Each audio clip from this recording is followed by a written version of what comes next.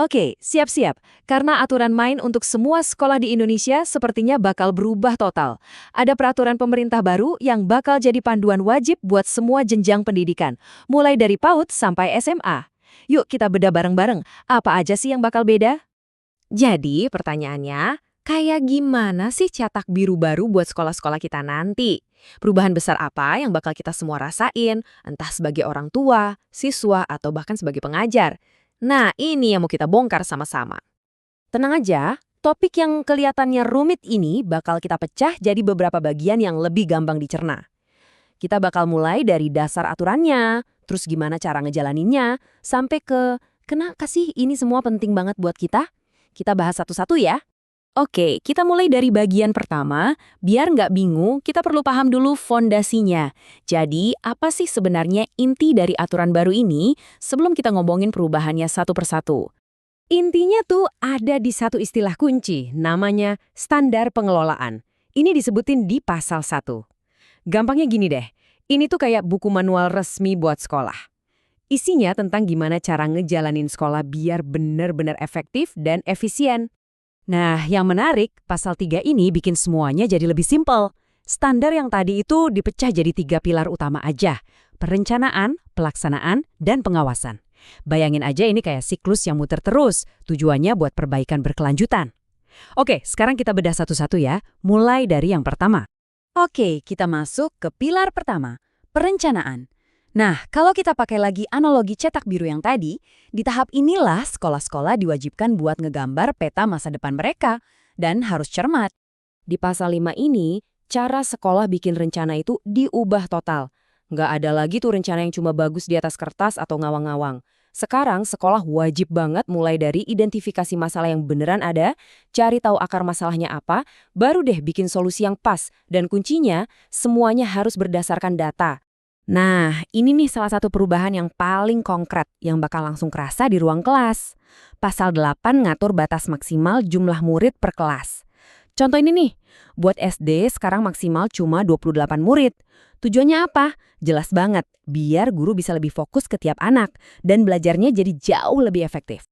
Dan yang gak kalah penting, proses perencanaan ini bukan lagi cuma kerjaan kepala sekolah sendirian loh. Pasal 4 menegaskan kalau ini harus disusun bareng-bareng sama komite sekolah. Artinya apa? Artinya suara orang tua dan masyarakat sekarang punya peran yang jauh lebih besar dalam nentuin arah sekolah ke depannya. Oke, perencanaan udah. Sekarang kita lanjut ke pilar kedua, pelaksanaan. Disinilah cetak biru yang udah capek-capek dibikin tadi mulai diwujudkan. Jadi aksi nyata, jadi kegiatan sehari-hari di sekolah. Kalau kita lihat pasal 16, jadi jelas banget kalau tujuan sekolah itu bukan cuma ngejar nilai rapor. Fokusnya jauh lebih luas dari itu. Tujuannya adalah buat menciptakan lingkungan yang aman, yang menerima semua orang, dan yang paling penting, buat menumbuhkan karakter dan menggali bakat unik setiap murid. Oke, sekarang siap-siap.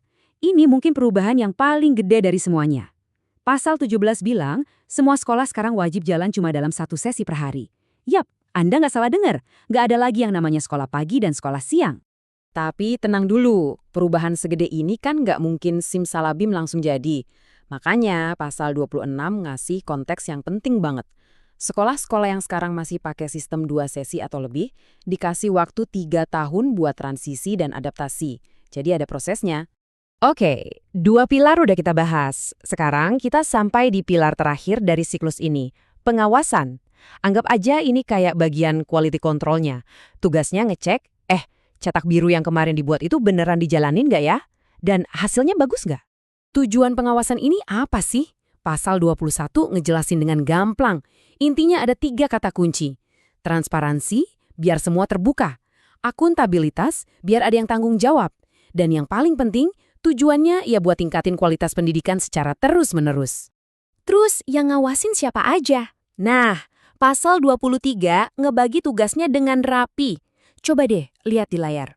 Mulai dari kepala sekolah yang ngawasin kerjaan sehari-hari, terus ada komite sekolah yang mantau kualitas layanannya, sampai ke pemerintah pusat dan daerah yang evaluasinya lebih luas.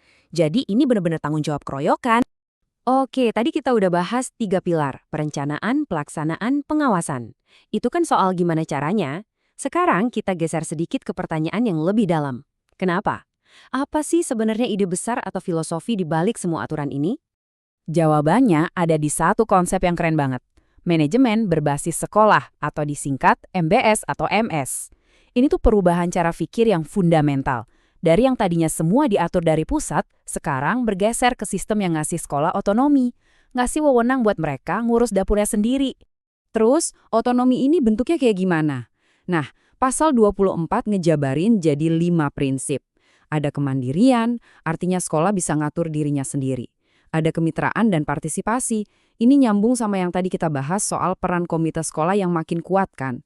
Terus, ditambah 2 lagi, keterbukaan informasi dan yang pasti akuntabilitas. Harus tanggung jawab sama hasilnya. Oke, kita sampai di bagian terakhir. Sekarang, yuk kita tarik benang merahnya. Kita hubungkan semua detail teknis tadi ke kehidupan kita sehari-hari. Kenapa sih semua ini penting? Apa dampaknya buat kita? Buat lingkungan sekitar kita?